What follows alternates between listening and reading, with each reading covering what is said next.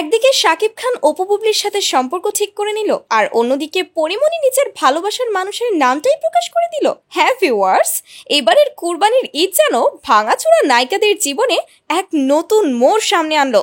চলুন ভিউয়ার্স, এই ঘটনার বিস্তারিত কাহিনী জেনে নেই। বাংলাদেশের আলোচিত ৩ নায়িকা পরিমণি, অপু বিশ্বাস এবং বুবলি বিবাহিত হওয়ার পরেও এই ৩ সুন্দরী নায়িকা ডিভোর্সি তকমা নিয়ে এতকাল সিঙ্গেলই ছিল। তবে এবার ঈদে তারা যে সিঙ্গেল নয় সেটাই তারা প্রমাণ করে দিল।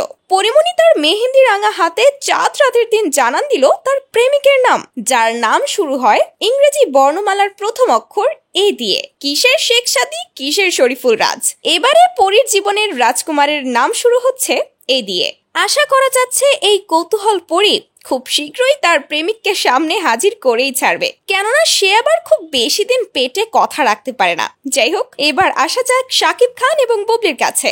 বাংলার সুপারস্টার তার 2 বউকে নিয়ে যেরকম মাস্তিতে আছে, 2 বউয়ের সাথে সম্পর্ক ছিন্ন করেও যদি এরকম ভাবে বউদের সাথে মিলেমিশে থাকা যায়, তাহলে কে না চাইবে এরকম ভাঙা সংসার।